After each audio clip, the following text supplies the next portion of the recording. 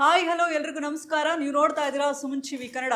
ನಾನು ಪೂಜಾ ಶಿವಕುಮಾರ್. ಎಸ್ ವೀಕ್ಷಕರೇ, ನಾನು ಬಂದೆ ಅಂದರೆ ಗೊತ್ತಲ್ಲ, ನನ್ನ ಜೊತೆ ಯಾರಾದರೂ ಒಬ್ಬರು ಸ್ಪೆಷಲ್ ಗೆಸ್ಟ್ ಇರ್ತಾರೆ. ನನಗಂತೂ ಇವತ್ತು ತುಂಬಾ ಸ್ಪೆಷಲು, ಯಾಕಂದರೆ ಈ ವ್ಯಕ್ತಿ ನನಗೆ ಬಹಳ ಪರ್ಸ್ನಲಿ ತುಂಬ ಇಷ್ಟ. ಆ್ಯಂಡ್ ಬಹಳ ದಿನದಿಂದ ಭೇಟಿ ಆಗಬೇಕು ಅಂದ್ಕೊಂಡೆ, ಬಟ್ ಇವತ್ತು ಕಾಲ ಕೂಡ ಬಂದಿದೆ. ಸೊ ಇವತ್ತು ನನ್ನ ಈ ಒಂದು ಕಾರ್ಯಕ್ರಮದಲ್ಲಿ ಒಬ್ಬರು ಸ್ಪೆಷಲ್ ಗೆಸ್ಟ್ ಜಾಯ್ನ್ ಆಗ್ತಿದ್ದಾರೆ. ಇವರು ಬಿಗ್ ಬಾಸ್ ಮಾಜಿ ಸ್ಪರ್ಧಿ ಕೂಡ ಹೌದು.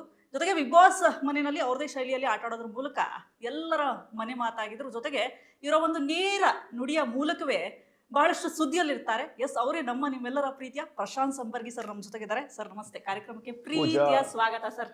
ಹೊಸ ವರ್ಷದ ಶುಭಾಶಯಗಳು. ನಿಮಗೂ ಅಷ್ಟೇ ರೀ sir. Happy new year. Andhra ಪ್ರದೇಶದ ಪ್ರಮುಖ ವಾಹಿನಿಗಳಾದ ಸುಮನ್ ಟಿವಿ ಅವರು ಕರ್ನಾಟಕದಲ್ಲಿ ದಾಪುಗಾಲು ಹಾಕಿದ್ದಾರೆ. ಅವರಿಗೆ ಅಭಿನಂದನೆಗಳು. ಆ್ಯಂಡ್ ಡಿಜಿಟಲ್ ಕ್ರಾಂತಿಯಲ್ಲಿ ಸುಮನ್ ಅವ್ರದ್ದು ಒಂದು ಪಾತ್ರ ಇರಲಿ ಅಂತ ಹೇಳ್ತಾ ಆಲ್ ದ ಬೆಸ್ಟ್. ಇವಾಗಿನ ಬಿಗ್ ಬಾಸ್ಗೆ ಬರ್ತಾ ಇರುವಂತಹ ಕಂಟೆಸ್ಟೆಂಟ್ಗಳು ಒಪಿನಿಯನ್ನು ಏನು ಹೇಳ್ತೀರಾ? ಇವಾಗಿರೋ ಕಂಟೆಸ್ಟೆಂಟ್ಗಳ ಮೇಲೆ ನಿಮಗೆ ಏನಿದೆ ಒಪಿನಿಯನ್? ಹೆಚ್ಚಾಗಿ ಟಿ ವಿ ಇಂಡಸ್ಟ್ರಿಯಲ್ಲೇ ಕೆಲಸ ಮಾಡಿರೋರೇ ಬಿಗ್ ಬಾಸ್ ಕಂಟೆಸ್ಟೆಂಟ್ ಆಗ್ತಾರೆ.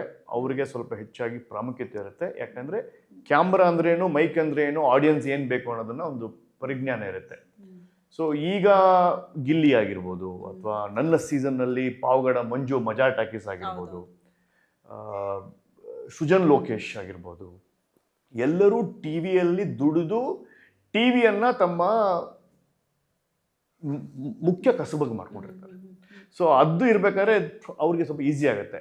ನಮಗೆ ಟಿ ವಿ ಅಂದ್ರೇ ಗೊತ್ತಿರಲಿಲ್ಲ, ಮಾಧ್ಯಮ ಅಂದ್ರೇ ಗೊತ್ತಿರಲಿಲ್ಲ. ಸೊ ಬಿಗ್ ಬಾಸ್ 8 ನಮ್ಗೆ ಹೊಸದು. ಸೊ ಅನೇಕರು ಹೊಸಬರು ಬಂದು ಅಲ್ಲಿ ಏನೋ ಒಂದು ಸ್ವಲ್ಪ ವಿಭಿನ್ನವಾಗಿ ಮಾಡ್ತಾರಲ್ಲ. ಎಸ್ಪೆಷಲಿ ಈ ಸೀಸನ್ನಲ್ಲಿ ಅಶ್ವಿನಿ ಅವರು, though she is a TV actress and ಹೋರಾಟಗಾರ್ತಿ, ಅವರ ಧ್ವನಿ, ಅವರ ಆ್ಯಕ್ಷನ್ಸ್ ಇದೆಯಲ್ಲ, ನೀವು ಅವ್ರನ್ನ ಹೇಟ್ ಮಾಡ್ಬೋದು. ಬಟ್ ಆ ಹೇಟ್ ಹೇಗಾಗುತ್ತೆ ಅಂದರೆ, ಒಂದು ಸೈಕಾಲಜಿಕಲ್ ಸ್ಟಡಿ ಇದೆ. ಇಟ್ಸ್ ಕಾಲ್ಡ್ ಹೈಜಾಕರ್ ಸ್ಟಾಕ್ಹೋಮ್ ಸಿಂಡ್ರೋಮ್ ಅಂತ. ಅದೇನು ಹೇಳುತ್ತೆ ಅಂದರೆ, ಹೈಜಾಕ್ ಯಾರೋ ಮಾಡ್ತಾರೆ ಅಂದ್ಕೊಳ್ಳಿ, ಅವ್ನು ಯಾಕೆ ಹೈಜಾಕ್ ಮಾಡಿದ್ದಾನೆ, ನನಗೇನೋ ಬೇಕು ಅಂತ ನೀವು ಹೈಜಾಕ್ ಆಗಿರ್ತೀರಾ, ಅವನನ್ನೇ ನೀವು ಒಳ್ಳೆಯವನು ಅಂತ ಪ್ರೀತಿ ಮಾಡೋಕ್ಕೆ ಶುರು ಆಗ್ತಾರೆ. ನೀವು ತೊಂದರೆಲಿ ಇರ್ತೀರಾ, ಬಟ್ ಹೈಜಾಕ್ ಪೇನಲ್ಲಿ ಕೂತ್ಕೊಂಡು ಅವ್ನು ಯಾರು ಗನ್ ತೋರಿಸ್ತಾ ಇರ್ತಾನೋ ಅವನನ್ನೇ ನೀವು ಪ್ರೀತಿ ಮಾಡೋಕ್ಕೆ ಶುರು ಮಾಡ್ತೀರಾ. ಆ ಥರ ಕೇಸ್ ಅಶ್ವಿನಿದಾಗ ಹೋಗಿದೆ. ಅಶ್ವಿನಿ ಅವರು ಎಷ್ಟೇ ಕೆಟ್ಟದ್ದು ಮಾಡಿದ್ರು ಎಲ್ಲೋ ಒಂದು ಕಡೆ ಸ್ವಲ್ಪ ಪ್ರೀತಿ ಹುಡ್ತಾ ಇರುತ್ತೆ ಅವ್ರ ಬಗ್ಗೆ. ಈಗ ಅದು ಲಾಸ್ಟ್ 10 ಡೇಸಲ್ಲಿ ಎಲ್ಲೋ ಒಂದು ಕಡೆ ಸ್ವಲ್ಪ ಪ್ರೀತಿ ಹುಡ್ತಾ ಇದೆ.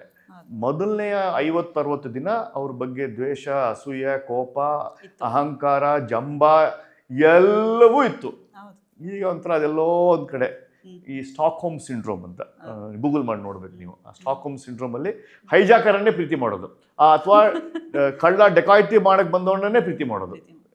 ಆ ಥರದ್ದೊಂದು ಪರಿಸ್ಥಿತಿ ಈಗ ಬಿಗ್ ಬಾಸ್ 12ರ ಅಶ್ವಿನಿ ಅವರಿಗೆ ಆಗಿದೆ. ನನ್ನ ಅಭಿಪ್ರಾಯ ಬಹುಶಃ ಹೆಚ್ಚಾಗಿ ಕರ್ನಾಟಕದ ಜನತೆಗೂ ಅದೇ ಇರಬಹುದು ಅಂತ ನನ್ನ ಅನಿಸಿಕೆ. ಓಕೆ, ಬಟ್ ಭಾಳ ಜನ ಹೇಳ್ತಾರೆ ಸರ್, ಗಿಲ್ಲಿ ಸಖತ್ತಾಗಿ ಆಟ ಆಡ್ತಾರೆ, ಅವ್ರು ಕಾಮಿಡಿ ಸಖತ್ತಾಗಿ ಮಾಡ್ತಾರೆ, ಗಿಲ್ಲಿ ಗೆಲ್ಲಬೇಕು, ಗಿಲ್ಲಿ ನಮ್ಮ ಫೇವ್ರೇಟು ಅಂತ ಏನು ಹೇಳ್ತೀರಾ? ಸತ್ಯ, 100ಕ್ಕೆ 100 ಸತ್ಯ. ಬಿಗ್ ಬಾಸ್ ಇತಿಹಾಸದಲ್ಲಿ 12 ಸೀಸನ್ಗಳಲ್ಲಿ ಈ ಥರದ ಫ್ಯಾನ್ ಫಾಲೋಯಿಂಗು ಒಬ್ಬ ವ್ಯಕ್ತಿಗೆ, ನೀವು ಬಿಗ್ ಬಾಸ್ 1ರ ವಿಜಯ್ ರಾಘವೇಂದ್ರ, ಅರುಣ್ ಸಾಗರ್ ಇಂದ ಹಿಡ್ಕೊಂಡು ಬಿಗ್ ಬಾಸ್ 10, 11 ಎಲ್ಲವೂ ನೋಡ್ಕೊಂಬನ್ನಿ, ಆತನಿಗಿರ್ತಕ್ಕಂಥ ಫ್ಯಾನ್ ಫಾಲೋಯಿಂಗು ಈ 12ರಲ್ಲಿ ಎಲ್ಲೂ ಇರಲಿಲ್ಲ. ಗಿಲ್ಲಿಗೆ ಮಾತ್ರ ಇದೆ ಆ ಫ್ಯಾನ್ ಫಾಲೋಯಿಂಗು. ಅವನ ಇನ್ಸ್ಟಾಗ್ರಾಮ್ ಫಾಲೋಯಿಂಗ್ ಆಗಿರ್ಬೋದು, ಅವನ ಫ್ಯಾನ್ ಕ್ಲಬ್ಸ್ ಆಗಿರ್ಬೋದು, ಅವನ ಸೋಷಿಯಲ್ ಮೀಡಿಯಾ ಸೆನ್ಸೇಷನ್ ಆಗಿರ್ಬೋದು. It's unprecedented. It's a record breaking viewership, record breaking fan club. ಆ ಒಬ್ಬ ಮಂಡ್ಯದ ಹಳ್ಳಿಯ ಹೈದ ಗಿಲ್ಲಿಗೆ ಸಿಕ್ಕಿರ್ತಕ್ಕಂಥದ್ದು. ಸೊ ನೀವು ಹಿಸ್ಟ್ರಿಯನ್ನು ತೆಗೆದು ನೋಡಿದಾಗ this man's fan club is extraordinary. Twitter ಆಗಿರ್ಬೋದು, ಎಕ್ಸ್ ಆಗಿರ್ಬೋದು, ಥ್ರೆಡ್ಸ್ ಆಗಿರ್ಬೋದು, ಯೂಟ್ಯೂಬ್ ಆಗಿರ್ಬೋದು, ಫೇಸ್ಬುಕ್ ಆಗಿರ್ಬೋದು, ಚರ್ಚೆ ಕಾಫಿ ಕಟ್ಟೆಯಲ್ಲಾಗಿರ್ಬೋದು, SLU ಹೋಟೆಲ್ಗಳಲ್ಲಾಗಿರ್ಬೋದು, ಆತನ ಬಗ್ಗೆ ಒಂದು ಚರ್ಚೆ ರಾಜ್ಯ ಮಟ್ಟದಲ್ಲಿ ಆಗುತ್ತೆ ಅಂದರೆ ಏನೋ ಒಂಥರದ್ದು ಅವನಲ್ಲಿ ಸಟಲ್ ಕಾಮಿಡಿ ಇರ್ಬೋದು, ಅಥವಾ ಬಿಗ್ ಬಾಸನ್ನು ತುಂಬ ಚೆನ್ನಾಗಿ ಅರ್ಥ ಮಾಡಿಕೊಂಡು ಕಂಟೆಂಟ್ ಕೊಡೋದನ್ನು ತಿಳ್ಕೊಂಡಿರ್ಬೋದು. ಅದು ಒಂದು ಶ್ರಮನೇ. ನಾವು ಬಿಗ್ ಬಾಸ್ 8ರಲ್ಲಿ ಹೋಗಿನೂ 9ರಲ್ಲಿ ನಾವೇನೂ ಮಾಡಲಿಲ್ಲ. ಸೊ ಅಲ್ಲಿ ವಿ ಗೆಟ್ ಕ್ಯಾರಿಡ್ ಅವೇ, ಏನೊಂದು ಪ್ರ್ಯಾಂಕ್ ಮಾಡಿರ್ಬೋದು ಸಾನಿಯಾ ಅಯ್ಯರ್ ಜೊತೆಗೆ, ರೂಪೇಶ್ ರಾಜನ್ ಜೊತೆ. ಬಟ್ ದಿಸ್ ಗಾಯ್ ಗಿಲ್ಲಿ, ಮೊನ್ನೆ ಯಾವುದೋ ಒಂದು ಇನ್ಸ್ಟಾಗ್ರಾಮ್ ನೋಡ್ತಾ ಇದ್ದೆ, ಒಂದು 8 ಲಕ್ಷ ಫಾಲೋವರ್ಸ್ ಅನ್ನ ಹ್ಯಾಡ್ ಮಾಡ್ಕೊಂಡಿದ್ದಾನೆ ಆತ. ಹೌದು ಸರ್, ನಿಜ. ಒಂದು 100-150 ಫ್ಯಾನ್ ಕ್ಲಬ್ಸ್ ಓಪನ್ ಆಗಿದೆ. That is Gilli. ಅನ್ಪ್ರೆಸಿಡೆಂಟೆಡ್ 12 ಸೀಸನ್ದಲ್ಲಿ ಆಗದೆ ಇರತಕ್ಕಂಥದ್ದನ್ನ ಈ ವ್ಯಕ್ತಿ ಮಾಡಿ ತೋರಿಸಿದ್ದಾನೆ ಅಂದ್ರೆ ಅದು ಕೇವಲ ಪ್ರತಿಭೆ ಪ್ರತಿಭೆ ಪ್ರತಿಭೆ, ಟ್ಯಾಲೆಂಟ್ ಟ್ಯಾಲೆಂಟ್ ಟ್ಯಾಲೆಂಟ್ ಟ್ಯಾಲೆಂಟ್ ಗಿಲ್ಲಿಯವ್ರಿಗೆ ಅಷ್ಟಿದೆ 100%. So I like that guy. ಅಹಂಕಾರ ಅನ್ಬೋದು, ಓವರ್ ಆಕ್ಟಿಂಗ್ ಅನ್ಬೋದು, ಏನ್ ಬೇಕಾದ್ರೂ ಅನ್ಬೋದು. ಓವರ್ ಆಕ್ಟಿಂಗ್ ಮಾಡಕ್ಕಾದ್ರೂ ನಿಮ್ಗೆ ಎನರ್ಜಿ ಬೇಕು. ಅಹಂಕಾರ ಮಾಡಿ ಅದನ್ನ ನೀವು ಶೋ ಆಗಿ ಮಾಡೋದಕ್ಕೂ you need some attitude, and that attitude Gilli. ಯಾರು ಗೆಲ್ಲಬೇಕ್ರಿ ಸರ್? ಯಾರು ಗೆದ್ರೆ ಚಲೋ? ಪಾಪ್ಯುಲರ್ ವೋಟಲ್ಲಿ ಗಿಲ್ಲಿ ಗೆಲ್ಬೇಕು, ವೋಟ್ ಪರ್ಸೆಂಟೇಜ್ ಅಲ್ಲಿ ಗಿಲ್ಲಿ ಗೆಲ್ಬೇಕು. ಆದ್ರೆ ಈ ಸ್ಟಾಕ್ ಹೋಮ್ ಸಿಂಡ್ರೋಮ್ ಹಿಡಿದಲ್ಲ, ಡೆಕಾಯಿತಿನ ಪ್ರೀತಿ ಮಾಡೋದು, ಕಳ್ಳನ್ನೇ ಪ್ರೀತಿ ಮಾಡೋದು, ವಿಲನ್ನೇ ಪ್ರೀತಿ ಮಾಡೋದು.